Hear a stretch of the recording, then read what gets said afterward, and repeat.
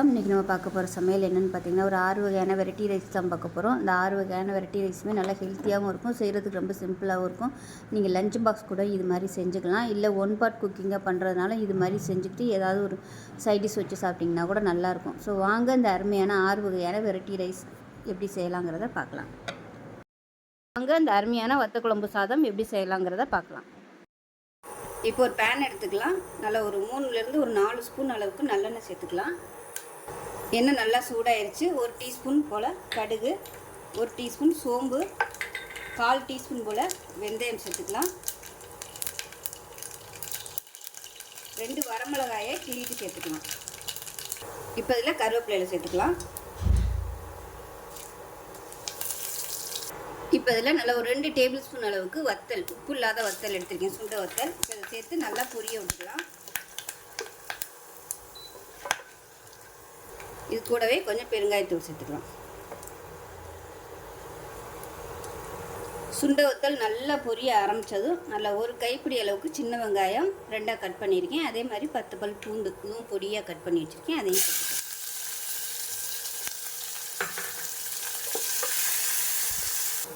இப்போ வெங்காயம் நல்லா வதங்கிடுச்சு. 1 டேபிள் ஸ்பூன் அளவுக்கு குழம்பு மிளகாத்தூள் சேர்த்துக்கலாம். 1/2 டேபிள் ஸ்பூன் தனியாத்தூள் சேர்த்துக்கலாம். 1/4 டேபிள் ஸ்பூன் மிளகாத்தூள், காரத்துக்கு தகுந்த மாதிரி சேர்த்துக்கோங்க. குழம்பு மிளகாத்தூள்லேயுமே மிளகாத்தூள் இருக்கும், அதனால் கம்மியாக பார்த்து சேர்த்துக்கோங்க. இப்போ நல்லா எண்ணெயில் வறுத்து விட்டுக்கலாம். வறுத்துட்டு மீடியம் சைஸாக ஒரு தக்காளி, நல்ல பெரிய தக்காளியாக 1 எடுத்துருக்கேன், பொடியாக கட் பண்ணிவிட்டு அதை சேர்த்துக்கலாம். இது நல்லா மசிஞ்சு வரட்டும். இதுக்கு பதிலாக நீங்கள் மிக்சியில் அடிச்சுட்டு சேர்க்குறனாலும் சேர்த்துக்கலாம், அதுவும் நல்லாயிருக்கும். இப்போ தக்காளி எல்லாமே நல்லா மசிய ஆரம்பிச்சிருச்சு. நெல்லிக்காய் சைஸுக்கு புளி எடுத்து தண்ணியை கரைச்சி வச்சுருக்கேன். இது வந்து ஒரு 1/2 டம்ளர் அளவுக்கு தண்ணி சேர்த்துக்கலாம், புளி தண்ணி. இப்போ இது நல்லா கொதித்து எண்ணெய் தெளிஞ்சு வரட்டும். அதுக்கப்புறமா நம்ம தண்ணி சேர்த்துட்டு அரிசியை சேர்த்துக்கலாம். மீடியமான ஃப்ளேமில் வச்சு கொதிக்க விட்டுக்கலாம். இப்போ தேவையான அளவு உப்பு சேர்த்துக்கலாம். இப்போ குழம்பு நல்லா திக்காயிருச்சு. இப்போ வந்து 3 டம்ளர் அளவுக்கு தண்ணி சேர்த்துக்கலாம். எந்த டம்ளரில் அரிசி எடுக்கிறோமோ அதே டம்ளரில் 3 டம்ளர் அளவுக்கு தண்ணி சேர்த்துக்கலாம். நான் வந்து நல்லா சூடு பண்ணிவிட்டு தண்ணி சேர்த்துருக்கேன். நான் எடுத்துருக்க அளவு பார்த்திங்கன்னா ஒரு 100 கிராம் அளவுக்கு தான் அரிசி எடுத்திருக்கேன். இந்த டம்ளரில் எடுத்திருக்கேன். இப்போ வந்து தண்ணி நல்லா கொதிக்கட்டும். இப்போ பாருங்கள் தண்ணி நல்லா தளதளன்னு கொதிக்குது. இப்போ நம்ம அரிசியை சேர்த்துக்கலாம். அரிசி நல்லா 1 மணி நேரம் ஊற வச்சு வச்சுருக்கிறேன். வீட்டில் வச்சுருக்க சாதாரண சாப்பாட்டு அரிசி தான் நான் வந்து சேர்த்துருக்கேன். இப்போ நல்லா கலந்து விட்டுலாம். கலந்து விட்டுட்டு உப்பு டேஸ்ட் பண்ணி பார்த்துக்கோங்க. லைட்டாக உப்பு வந்து சுருக்குன்னு இருக்க மாதிரி இருக்கணும். அப்போ தான் உங்களுக்கு சாதம் வெந்து வரையில் உப்பு கரெக்டாக வரும். இப்போ குக்கரை மூடி வச்சிடலாம். மூடி வச்சுட்டு நல்லா ஒரு 4 விசில் விட்டுட்டு ஸ்டீம் போனதுக்கப்புறம் பார்க்கலாம். இப்போ எப்படி இருக்குன்னு பார்க்கலாம். இப்போ பாருங்கள் சாதம் சூப்பராக வந்துடுச்சு. நல்லா கிளறி விட்டுக்கலாம். அவ்வளோதான், அருமையான வத்த குழம்பு சாதம் ரெடி ஆயிடுச்சு. அப்பளம் இல்லை முட்டை வச்சு சாப்பிட்டிங்கன்னா சூப்பராக இருக்கும். ஸோ இந்த மாதிரி கொஞ்சம் அப்படியே சதன்னு இருந்தால் தான் நல்லாயிருக்கும். ஸோ இந்த வீடியோ பிடிச்சிச்சின்னா லைக் பண்ணுங்கள், கமெண்ட் பண்ணுங்கள், சேனலை சப்ஸ்கிரைப் பண்ணுங்கள், பக்கத்தில் பெல் பட்டனையும் ப்ரெஸ் பண்ணுங்கள். நன்றி. சோயா சங்க்ஸ் தொக்கு எப்படி செய்யலாங்கிறத பார்க்கலாம். இப்போ ஒரு பேன் எடுத்துக்கலாம். 1 டேபிள் ஸ்பூன் வர கொத்தமல்லி சேர்த்துக்கலாம். அது கூடவே 1/2 டேபிள் ஸ்பூன் கடுகு, 1/4 டேபிள் ஸ்பூன் வெந்தயம் சேர்த்துக்கலாம். இது கூடவே சின்னதாக ஒரு 2-3 துண்டு பட்டை, ஒரு ஏலக்காய், 2 கிராம்பு சேர்த்துக்கலாம். இப்போ இது எல்லாத்தையுமே வறுத்துக்கலாம். இப்போ பாருங்கள் கடுகு நல்லா வெடிக்க ஆரம்பிக்குது. இந்த ஸ்டேஜில் வேறு பிளேட்டுக்கு மாற்றிக்கலாம். இப்போ அதை மிக்ஸி ஜாரில் சேர்த்து நல்லா ஃபைன் பேஸ்ட், அதாவது பொடியாக, இப்போ அது ஆறுனதுக்கப்புறமா மிக்சியில் சேர்த்து நல்லா பொடி பண்ணி எடுத்துக்கலாம். இப்போ அதே கடாயில் நல்லா ஒரு 3 ஸ்பூன் அளவுக்கு எண்ணெய் சேர்த்துக்கலாம். இப்போ எண்ணெய் நல்லா சூடாயிருச்சு. மெஷரிங் கப்பில் 1 கப் அளவுக்கு சோயா சங்க்ஸ் எடுத்துருக்கேன். அதாவது 1/2 கப் எடுத்திங்கன்னா உங்களுக்கு ஊறுச்சுன்னா 1 கப் அளவுக்கு வரும். இப்போ இது வந்து கொதிக்கிற தண்ணியில் போட்டு 20 நிமிஷம் ஊற வச்சுட்டு நல்லா தண்ணியெல்லாம் ஒட்ட பிழிஞ்சிட்டு எடுத்து வச்சுருக்கேன். இப்போ இது வந்து சேர்த்து வறுத்துக்கலாம் நல்லா.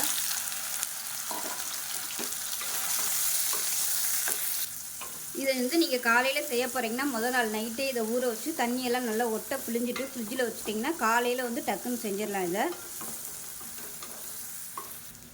இப்போ பாருங்கள் சோயா சங்க்ஸ் வந்து நல்லா அப்படியே ரோஸ்ட் ஆகி வந்துருச்சு. இந்த ஸ்டேஜில் 1 டீஸ்பூன் போல் இஞ்சி பூண்டு பேஸ்ட்டு சேர்த்துக்கலாம்.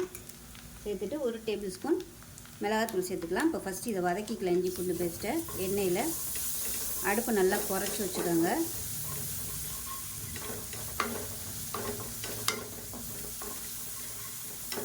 இப்போ நல்லா ஒரு 2 நிமிஷம் வதக்கியாச்சு. இதில் மிளகாத்தூள் சேர்த்துக்கலாம். சேர்த்துட்டு நம்ம வறுத்து வச்சுருக்கிற இந்த பொடியிலேருந்து 1 டேபிள் ஸ்பூன் அளவுக்கு சேர்த்துக்கலாம். இவ்வளோத்தையும் சேர்க்க வேணாம், 1 டேபிள் ஸ்பூன் அளவு மட்டும் சேர்த்துக்கலாம். மிச்சத்தை அடுத்த தடவை நீங்கள் யூஸ் பண்ணையில் சேர்த்துக்கலாம். 1 டேபிள் ஸ்பூன் மட்டும் இப்போ சேர்க்குறேன். பூராத்தையும் இப்போ சேர்த்துற வேணாம். இப்போ இதில் சின்னதாக சுண்டக்காய் சைஸுக்கு புளி வந்து கரைச்சி சேர்த்துருக்கேன். இப்போ சேர்த்துக்கலாம் அந்த புளி தண்ணியை.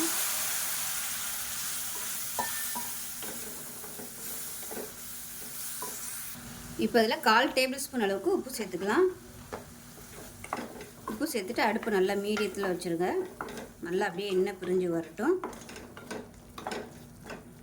இப்போ இதில் தேவைப்பட்டால் கொஞ்சமாக தண்ணி சேர்த்துக்கலாம். ஒரு 2 டேபிள் ஸ்பூன் அளவுக்கு மட்டும் தண்ணி சேர்த்திங்கன்னா போதும்.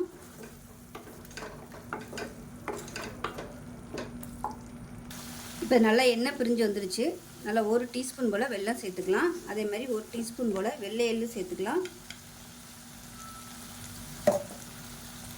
கலந்து விட்டுக்கலாம். அவ்வளோதான், ஒரு சூப்பரான சோயா சங்க்ஸ் தொக்கு ரெடி ஆயிடுச்சு. சாதத்தில் போட்டு பரட்டி சாப்பிட்றதுக்கு சூப்பராக இருக்கும். ரொம்ப ஈஸியாக பண்ணிடலாம். டேஸ்ட் நல்லா அட்டகாசமாக இருக்கும். இப்போ இது வந்து ஒரு 2 கப் அளவுக்கு சாதம் இதில் போட்டு நம்ம பரட்டிக்கலாம். நான் வந்து பாசுமதி அரிசி வந்து வேக விட்டு எடுத்து வச்சுருக்கேன். அதை சேர்த்துக்கலாம். இப்போ அந்த சாதத்தை போட்டு நல்லா மிக்ஸ் பண்ணிவிட்டுக்கலாம். சாதம் எல்லாத்தையும் நல்லா கலந்துட்டேன். உப்பு கம்மியாக இருக்குது, கொஞ்சமாக உப்பு சேர்த்துக்கலாம். அவ்வளோதான், சூப்பரான சோயா சங்க்ஸ் தொக்கு ரைஸ் ரெடி ஆயிடுச்சு. ஸோ இதே மாதிரி செஞ்சு பாருங்கள். செஞ்சு பார்த்துட்டு எப்படி வந்துச்சுங்கிறத சொல்லுங்கள். வீடியோ பிடிச்சின்னா லைக் பண்ணுங்கள், கமெண்ட் பண்ணுங்கள், சேனலை சப்ஸ்கிரைப் பண்ணுங்கள், பக்கத்தில் பெல் பட்டனை ப்ரெஸ் பண்ணுங்கள். நன்றி. கருவேப்பிலை பொடி சாதம் எப்படி செய்யலாங்கிறத பார்க்கலாம். அந்த ஒரு 2 டீஸ்பூன் எண்ணெய் விட்டுக்கலாம். மெஷரிங் கப்பில் அழுத்தமாக 1 கப் அளவுக்கு கருவேப்பிலை எடுத்திருக்கேன். இதை சேர்த்துக்கலாம். இப்போ இதை நல்லா மொறுன்னு வறுத்துக்கலாம். இப்போ பாருங்கள், கருவேப்பிலை நல்லா மொறுன்னு வந்துருச்சு. வேறு பிளேட்டுக்கு மாற்றிக்கலாம். இப்போ 2 டீஸ்பூன் எண்ணெய் விட்டுக்கலாம். இப்போ இதில் கடலைப்பருப்பு 1 டேபிள் ஸ்பூன் சேர்த்துக்கலாம். உளுந்து 2 டேபிள் ஸ்பூன் சேர்த்துக்கலாம். வேர்க்கடலை 1 டேபிள் ஸ்பூன் சேர்த்துக்கலாம். இது நல்லா ஃபஸ்ட்டு வறுத்துக்கலாம். இது கூடவே வர கொத்தமல்லி விதை 1 டேபிள் ஸ்பூன் சேர்த்துக்கலாம். 1/2 டேபிள் ஸ்பூன் சீரகம் சேர்த்துக்கலாம்.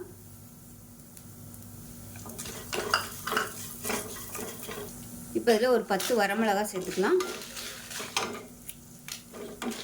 இப்போ இதையும் சேர்த்து நல்லா வறுத்துக்கலாம். இப்போ இது எல்லாமே நல்லா வறுபட்டு ஃப்ளேவர் வருது. இப்போ இதை வந்து வேறு பிளேட்டுக்கு மாற்றிக்கலாம். இப்போ இதில் 1 டீஸ்பூன் போல் எண்ணெய் விட்டுக்கலாம். இப்போ இதில் ஒரு 6 பல் பூண்டு நச்சு வச்சுருக்கேன். இதை சேர்த்துக்கலாம். இப்போ இதையும் நல்லா வறுத்துக்கலாம். இப்போ பாருங்கள், பூண்டு நல்லா வறுபட்டுருச்சு. இதை வேறு பிளேட்டுக்கு மாற்றிக்கலாம். இப்போ பாருங்கள், வறுத்து வச்சுருந்தது எல்லாமே மிக்ஸி ஜாரில் சேர்த்து இது நல்லா ஆறுனதுக்கப்புறமா நம்ம வறுத்து வச்சுருக்க இந்த கருவேப்பிலை இலையும் சேர்த்து எல்லாத்தையும் ஒன்றா சேர்த்து நல்லா நைஸாக அரைச்சிட்டு பார்க்கலாம். இப்போ எல்லாத்தையும் மிக்ஸி ஜாரில் சேர்த்துட்டேன். இப்போ இதில் வந்து பெருங்காயத்தூள் சேர்த்துக்கலாம். கட்டி பெருங்காயமாக வச்சுருந்திங்கன்னா பூண்டு வறுக்கையில் நீங்கள் அதையும் சேர்த்து நல்லா பொரிய விட்டுட்டு இதோடு சேர்த்துக்கோங்க. இது நல்லா ஆறட்டும். ஆறுனதுக்கப்புறம் அரைச்சிட்டு பார்க்கலாம். இப்போ பாருங்கள், வறுத்த பொடி எல்லாத்தையுமே அரைச்சிட்டேன். ஸோ இந்தளவுக்கு தான் அரைக்க முடியும். ஏன்னா பூண்டு வேர்க்கடலைலாம் சேர்த்துருக்கிறதுனால கொஞ்சம் இந்த மாதிரி தான் இருக்கும். இது வந்து இட்லி தோசைக்கெலாம் கூட தொட்டு சாப்பிட்லாம். சாதத்துலேயும் போட்டு பரட்டி சாப்பிட்லாம். இப்போ சாதம் எப்படி கிளறதுன்னு பார்க்கலாம். இப்போ அதே பேன் எடுத்துக்கலாம். தேவையான அளவுக்கு எண்ணெய் சேர்த்துக்கலாம்.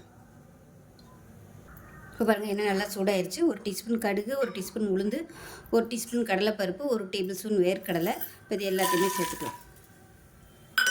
இது கூடவே கருவேப்பிலை சேர்த்துக்கலாம். இது நல்லா வறுத்துக்கலாம். பொடி அரைக்கையிலே உப்பு போட்டு அரைச்சிக்கோங்க, நான் சொல்ல மறந்துட்டேன். அதே மாதிரி சாதம் வடிக்கையிலையும் உப்பு போட்டு சாதம் வடித்து வச்சுருக்கிறேன். இதில் பெருங்காயம் கொஞ்சம் சேர்த்துக்கலாம். இப்போ பாருங்கள், வேர்க்கடலை உளுந்து எல்லாமே நல்லா பொன்னிறமாக வந்துடுச்சு. இப்போ அடுப்பு நல்லா குறைச்சி வச்சுக்கோங்க. குறைச்சி வச்சுட்டு நம்ம வறுத்து வச்சுருக்க அந்த பொடியிலேருந்து நல்லா ஒரு 3 ஸ்பூன் அளவுக்கு சேர்த்துக்கோங்க. உங்களுக்கு எவ்வளோ தேவையோ அதுக்கு தகுந்த மாதிரி சேர்த்துக்கோங்க. லேசாக நம்ம எண்ணெயில் இது எல்லாத்தையுமே பொடியை விட்டுட்டு சாதம் வடித்து வச்சுருக்கேன். அந்த சாதத்தை அப்படியே சேர்த்துக்கலாம். ஸோ உங்கள் எவ்வளோ தேவையோ உங்களுக்கு டேஸ்ட்டுக்கு தகுந்தாப்பில் சாதம் சேர்த்துக்கோங்க. நான் வந்து பாஸ்மதி அரிசி எடுத்திருக்கேன், நீங்கள் சாதாரண ரைஸ் கூட சேர்த்துக்கலாம். நல்லா உதிரி உதிரியாக வடித்து வச்சுருக்கேன். இந்த பொடியை அப்படியே நல்லெண்ணெய் ஊற்றி சாப்பிட்டிங்கனாலும் சூப்பராக இருக்கும்.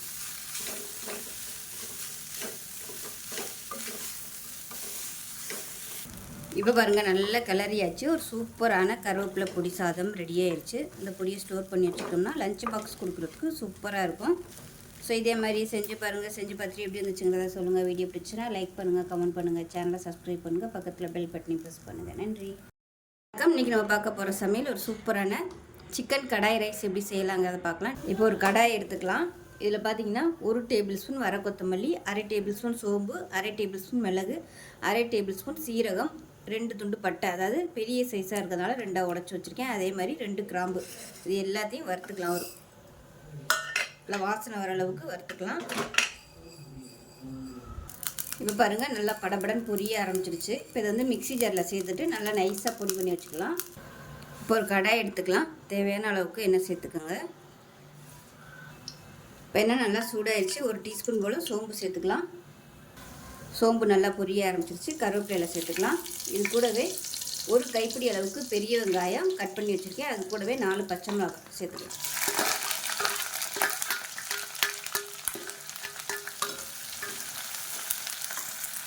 வெங்காயம் வதங்குறதுக்கு உப்பு சேர்த்துக்கலாம். இப்போ வெங்காயம் கோல்டு கலரில் நல்லா வதங்கிடுச்சு. இப்போ இதில் ஒரு அரை டேபிள் ஸ்பூன் அளவுக்கு இஞ்சி பூண்டு பேஸ்ட்டு சேர்த்துக்கலாம். இதுக்கு பதிலாக நீங்கள் இஞ்சியும் பூண்டும் நல்லா இடிச்சுட்டு கூட சேர்த்துக்கலாம். நான் வந்து பேஸ்ட்டு வச்சுருக்கிறதுனால சேர்த்துருக்கேன். இல்லைன்னா நீங்கள் ஒரு 3 பல் பூண்டு, ஒரு சின்ன துண்டு இஞ்சி வந்து நல்லா நச்சுட்டு சேர்த்துக்கோங்க. இப்போ இஞ்சி பூண்டு நல்லா வதங்கிடுச்சு. இப்போ இந்த ஸ்டேஜில் 1/4 கிலோ அளவுக்கு சிக்கன் சேர்த்துக்கலாம்.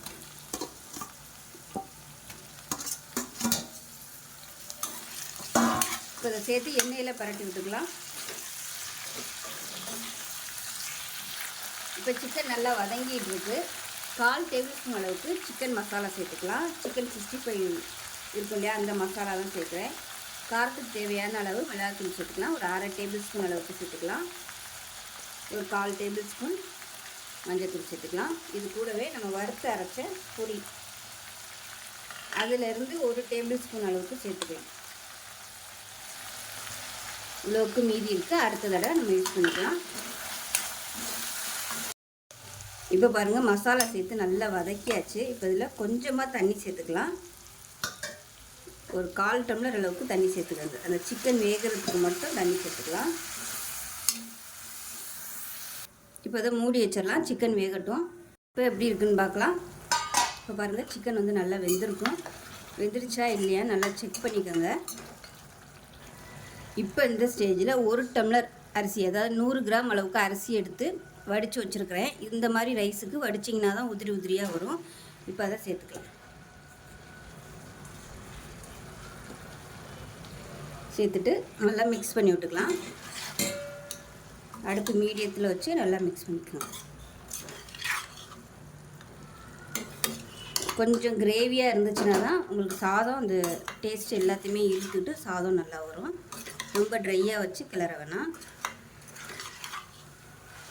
கிளறிட்டு ஒரு 2 நிமிஷம் அப்படியே சிம்மில் விட்டிங்கன்னா உங்களுக்கு நல்லா கேட்டுருங்க.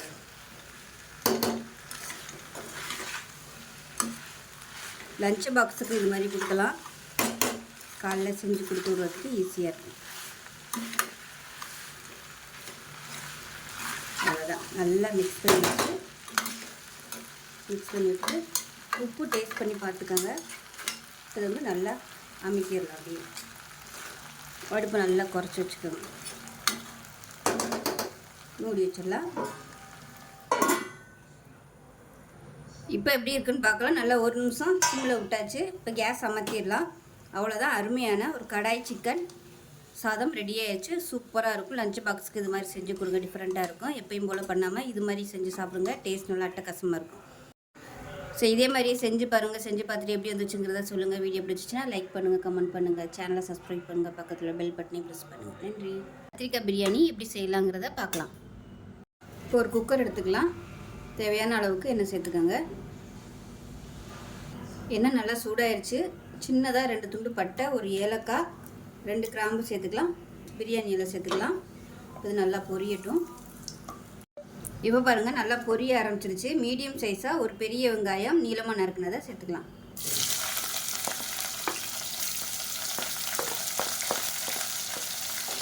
இது கூடவே புதினா இலை சேர்த்துக்கலாம். இந்த எண்ணெயிலே சேர்த்துட்டிங்கன்னா நல்லா வதங்கிடும். ஒரு கைப்பிடி அளவுக்கு சேர்த்துக்கலாம்.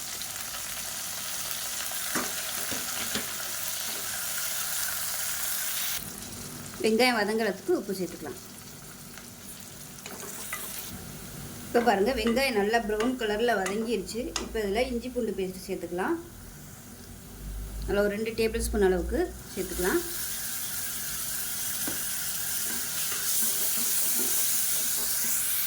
இஞ்சி பூண்டு பேஸ்ட்டு நல்லா வதங்கிருச்சு.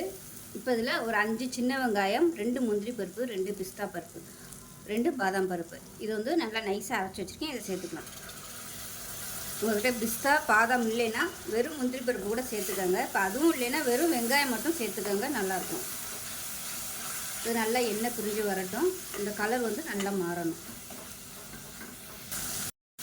இப்போ பாருங்கள், நம்ம அரைச்சி ஊற்றின வெங்காய பேஸ்ட் வந்து நல்லா வதங்கி கலர் மாறிடுச்சு. பாருங்கள், இந்த அளவுக்கு நல்லா வதக்கணும். இப்போ பாருங்கள், வெங்காயம் பேஸ்ட் வந்து சேர்த்து நல்லா கலர் இந்த அளவுக்கு நல்லா மாறிடுச்சு. அடி பிடிக்காமல் நல்லா மீடியமான ஃப்ளேமில் வதக்கிக்கோங்க. இந்த ஸ்டேஜில் காரத்துக்கு ஏற்ற மாதிரி 1 டேபிள் ஸ்பூன் மிளகாத்தூள் சேர்த்துக்கலாம். 1/4 டேபிள் ஸ்பூன் கரம் மசாலா, பட்டை கிராம்பு ஏலக்காய் அரைச்சி வச்சுருக்கேன், அதை சேர்த்துக்கலாம். சேர்த்துட்டு நல்லா வதக்கிக்கலாம். இப்போ இதில் 2 டேபிள் ஸ்பூன் அளவுக்கு தயிர் சேர்த்துக்கலாம். இதையும் நல்லா வதக்கிக்கலாம். இப்போ இந்த ஸ்டேஜில் ஒரு 5 கத்திரிக்காய், முழு கத்திரிக்காயாக எடுத்திருக்கேன். நல்லா 5 சைடும் நல்லா கீறிட்டு பூச்சியெல்லாம் இல்லாமல் செக் பண்ணி பார்த்துக்கோங்க. இப்போ இதை வந்து சேர்த்துக்கலாம். அப்படியே நீங்கள் நறுக்கி சேர்க்குறனாலும் சேர்த்துக்கலாம். நான் வந்து அப்படியே முழுசாக சேர்த்துருக்கேன்.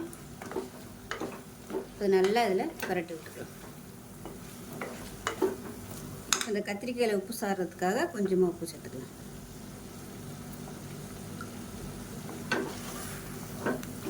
இந்த கத்திரிக்காய் இதிலே கொஞ்சம் நல்லா வேகட்டும்.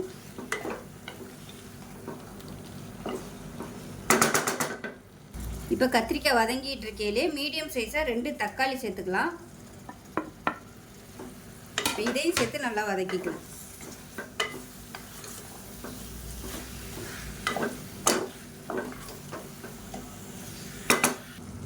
இப்போ பாருங்கள், நல்லா எண்ணெய் பிரிஞ்சு வந்துருச்சு. இந்த ஸ்டேஜில் தண்ணி சேர்த்துக்கலாம். நான் வந்து 1 டம்ளர் அரிசி எடுத்திருக்கேன். ஜீரக சம்பா அரிசி. 1 டம்ளருக்கு 1.25 டம்ளர் தண்ணி சேர்த்துருக்கேன். நல்லா சூடு பண்ணிவிட்டு அந்த தண்ணியை சேர்த்துக்கோங்க. இப்போ வந்து நல்லா கொதிக்கட்டும். ஒரு 2 நிமிஷம் கொதிக்கட்டும். இப்போ பாருங்கள், தண்ணி நல்லா 1 நிமிஷம் கொதிச்சிருச்சு. இப்போ இந்த ஸ்டேஜில் ஒரு 1/4 டம்ளர் அளவுக்கு பால் சேர்த்துக்கலாம். காய்ச்சின பால், காய்ச்சாத பால் எதுனாலும் சேர்த்துக்கலாம். சேர்த்துட்டு நல்லா கலந்து விட்டுட்டு இப்போ ஊற வச்சுருக்கிற இந்த அரிசியை சேர்த்துக்கலாம். நான் வந்து ஜீரக சம்பா அரிசி எடுத்திருக்கேன். நீங்கள் வந்து பாசுமதி அரிசி எடுக்கிறனாலும் எடுத்துக்கலாம். இப்போ அதில் ஒரு 1/2 மூடி லெமன் ஜூஸ் பிழிஞ்சு விட்டுட்டு கலந்து விட்டுக்கலாம். கலந்து விட்டுட்டு 3 பச்சை மிளகாயை 2ஆக கீறி வச்சுருக்கேன். அதை மேலாப்பில் சேர்த்துட்டு பொடியாக கட் பண்ணால் கொத்தமல்லி இலையும் சேர்த்துக்கலாம். மறுபடியும் ஒரு தடவை கலந்து விட்டுட்டு குக்கரை மூடி வச்சிடலாம். மூடி வச்சுட்டு நல்லா ஒரு 2 விசில் விட்டுட்டு ஸ்டீம் போனதுக்கப்புறம் பார்க்கலாம். ஸ்டீம் போயிடுச்சு, எப்படி இருக்குன்னு பார்க்கலாம். பாருங்கள், நல்லா சூப்பராக வந்துருச்சு. கீழேருந்து மேலே வரைக்கும் கிளறி விட்டுக்கலாம். கொஞ்சம் சூடாக இருக்குது, அதனால் இந்த மாதிரி தான் இருக்கும். ஆறுச்சுன்னா கரெக்டாக வந்துடும். ஸோ சூப்பரான கத்திரிக்காய் பிரியாணி ரெடி ஆயிடுச்சு. இதே மாதிரியே செஞ்சு பாருங்கள். செஞ்சு பார்த்துட்டு எப்படி இருந்துச்சுங்கிறத சொல்லுங்கள். வீடியோ பிடிச்சிச்சுன்னா லைக் பண்ணுங்கள், கமெண்ட் பண்ணுங்கள், சேனலை சப்ஸ்கிரைப் பண்ணுங்கள், பக்கத்தில் பெல் பட்டனை ப்ரெஸ் பண்ணுங்கள். நன்றி. வணக்கம். இன்றைக்கி நம்ம பார்க்க போகிற சமையல் ஒரு சூப்பரான 15. அது கூடவே கொஞ்சம் நெய்யும் சேர்த்துக்கலாம், அதாவது எண்ணெய் சேர்த்துக்கலாம். எண்ணெய் சூடானதும் ஒரு சின்ன துண்டு பட்டை, பிரியாணி ஏலக்காய், 3 கிராம்பு சேர்த்துக்கலாம். இப்போ மசாலா போட்டு நல்லா பொரிய ஆரம்பிக்கணும். இப்போ மசாலா எல்லாமே நல்லா பொரிய ஆரம்பிச்சிச்சு. ஒரு கைப்பிடி அளவுக்கு புதினா இலை சேர்த்துக்கலாம். இப்போ புதினா வதங்கிட்டு இருக்கு. சும்மா 1 டேபிள் ஸ்பூன் அளவுக்கு கேரட் சேர்த்துக்கலாம். ரொம்ப சேர்க்க வேணாம், இது வந்து கொஞ்சம் கலருக்காக மட்டும்தான், பார்க்கையில் நல்லாயிருக்கும். அதுக்காக இதில் வந்து ஒரு 20 முந்திரி பருப்பு சேர்த்துக்கலாம். முந்திரி பருப்பு எவ்வளோ சேர்க்குறோமோ அந்தளவுக்கு நெய் சோறு நல்லா டேஸ்ட்டாக இருக்கும். இது கூடவே காரத்துக்கு தகுந்த மாதிரி பச்சை மிளகா, நான் வந்து ஒரு 6 பச்சை மிளகாயை 2ஆக கட் பண்ணி சேர்த்துருக்கேன், அதையும் சேர்த்துக்கலாம். அது கூடவே மீடியம் சைஸாக 2 பெரிய வெங்காயம் நீளமான இருக்குனதை சேர்த்துக்கலாம்.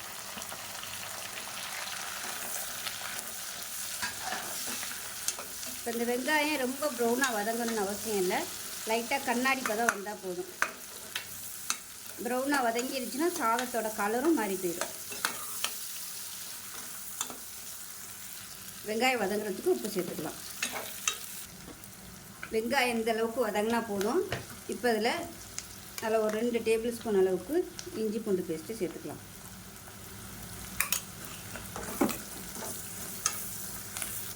இஞ்சி பூண்டு பேஸ்ட் நல்லா வதங்கிருச்சு. மீடியம் சைஸாக 2 தக்காளி, ரொம்ப பொடியாக கட் பண்ண வேணாம், பெருசாகவே கட் பண்ணிக்கலாம். தக்காளி வந்து ரொம்ப குழையக்கூடாது, லைட்டாக வதக்கினா போதும்.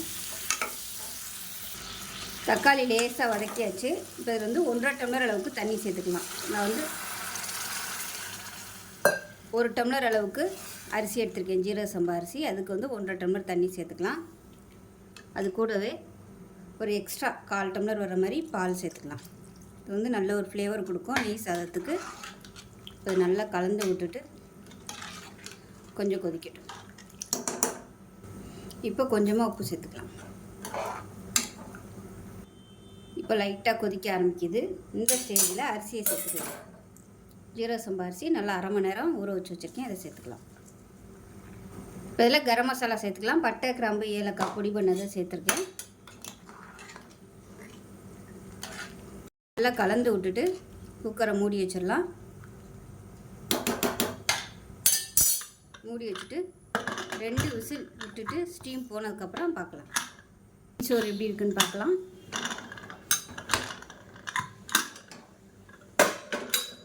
பாருங்கள், நல்லா வாசனையாக சூப்பராக வந்துருச்சு. இது நல்லா கீழேருந்து மேலே வரைக்கும் நல்லா பரட்டி விட்டுக்கலாம். கரெக்டான கலரில் சூப்பராக வந்திருக்கு பாருங்கள். நம்ம தக்காளி சேர்த்ததுனால கொஞ்சம் லைட்டாக அந்த மாதிரி ப்ரௌன் கலரில் இருக்குது. இதுவே உங்களுக்கு தக்காளி சேர்க்க விருப்பம் இல்லைன்னா நீங்கள் தக்காளியை ஸ்கிப் பண்ணிவிட்டு அதுக்கு பதிலாக நீங்கள் ஒரு 2 டேபிள் ஸ்பூன் தயிர் சேர்த்துக்கலாம்.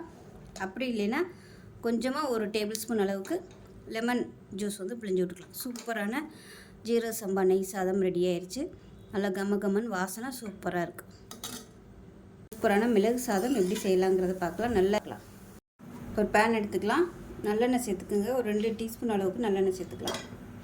எண்ணெய் நல்லா சூடானதும் அடுப்பு குறைச்சி வச்சுட்டு 2 டேபிள் ஸ்பூன் மிளகு சேர்த்துக்கலாம்.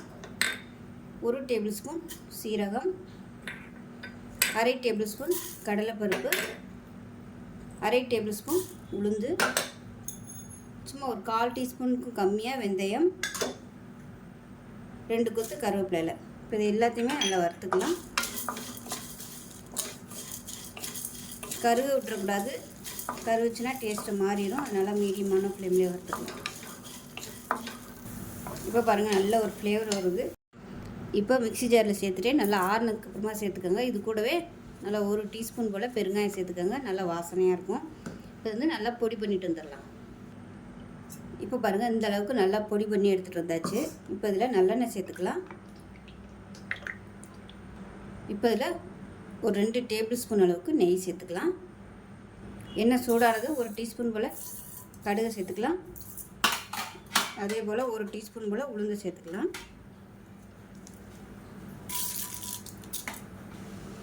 4 வரமிளகா விதை இல்லாமல் கிள்ளி வச்சுருக்கேன், அதையும் சேர்த்துக்கலாம். 1 கொத்து கருவேப்பிலை சேர்த்துக்கலாம். இப்போ இது எல்லாமே நல்லா பொரிஞ்சிடுச்சு. இப்போ இதில் நல்லா 2 கப் அளவுக்கு சாதம் சேர்த்துக்கலாம். வடித்த சாதம் சேர்த்துக்கோங்க. இப்போ இன்னொரு கப்பு சாதம் சேர்த்துக்கலாம். இப்போ இதில் உப்பு சேர்த்துக்கலாம். சேர்த்துட்டு நம்ம வறுத்து வச்சுருக்க இந்த பொடியிலேருந்து ஒரு 2 டேபிள் ஸ்பூன் அளவுக்கு சேர்த்துக்கலாம். இந்த டேஸ்ட்டை பார்த்துக்கிட்டு நீங்கள் பொடி வேணுமா வேணாமாங்கிறத நீங்கள் சேர்த்துக்கலாம். இதை நல்லா கலந்து விட்டுக்கலாம். இப்போ நல்லா கிளறியாச்சு. உப்பு டெஸ்ட் பண்ணி பார்த்துட்டு உப்பு பத்தலைன்னா உப்பு சேர்த்துக்கோங்க. அவ்வளோதான். இப்போ கேஸ் அமர்த்திடலாம். அருமையான மிளகு சாதம் ரெடி ஆயிடுச்சு. சின்ன பிள்ளைங்களுக்குலாம் சளி, வீசிங், ஆஸ்மா அந்த மாதிரி பிரச்சனை இருந்துச்சுன்னா இந்த மாதிரி பொடி அரைச்சி வச்சுக்கிட்டு ஒரு 2 பொடி உருட்டி கொடுத்தீங்கன்னா உங்களுக்கு நல்லது. நல்ல எதிர்ப்பு சக்தியும் கிடைக்கும். இந்த பொடி வந்து ரொம்ப ஸ்டாக் பண்ணி வச்சுக்க முடியாது. ஒரு 4 நாள் அந்த மாதிரி தான் வச்சுக்க முடியும். நார்மல் பொடி மாதிரி நம்ம அரைச்சி வச்சோம்னா அதோட மருத்துவ குணங்களும் போயிடும், ஃப்ளேவரும் இருக்காது. அப்போக்கப்போ நம்ம அரைச்சி உடனே செய்யும்போது தான் நல்லாயிருக்கும் டேஸ்ட்டு. ஸோ இதே மாதிரியே செஞ்சு பாருங்கள். செஞ்சு பார்த்துட்டு எப்படி இருந்துச்சுங்கிறத சொல்லுங்கள். வீடியோ பிடிச்சிச்சுன்னா லைக் பண்ணுங்கள், கமெண்ட் பண்ணுங்கள், சேனலை சப்ஸ்கிரைப் பண்ணுங்கள், பக்கத்தில் பெல் பட்டனையும் ப்ரெஸ் பண்ணுங்கள். நன்றி.